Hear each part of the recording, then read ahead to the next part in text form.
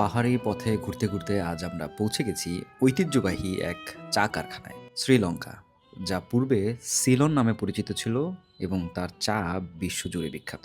So welcome to our tea factory. ১৯৭২ সালে শ্রীলঙ্কার নাম সিলন থেকে পরিবর্তিত হয়ে শ্রীলঙ্কা হয়, কিন্তু তারপরেও সিলন চা নামটি এখনও বিশ্বব্যাপী পরিচিত এবং সম্মানের সাথে উচ্চারিত হয়। এই কারখানায় অনেক ধরনের চা তৈরি হয়ে থাকে, কিন্তু এর মধ্যে সবচেয়ে প্রচলিত হচ্ছে ব্ল্যাক টি, এরপরেই আছে গ্রিন টি এবং সবচেয়ে দামি প্রিমিয়াম চা যেটা সেটা হচ্ছে হোয়াইট টি। এই টি ফ্যাক্টরিটি ছিল দারুণ একটা লোকেশনে।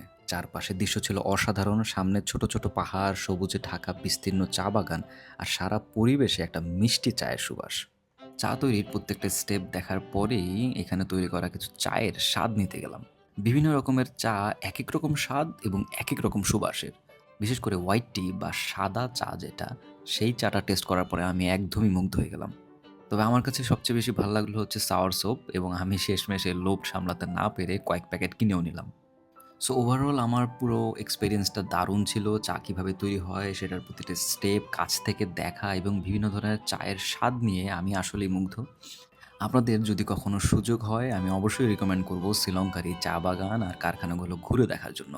এখানকার প্রকৃতি, চা উৎপাদনের ঐতিহ্য আর স্বাদ সব মিলে আশা করি একটা দারুণ অভিজ্ঞতা হবে।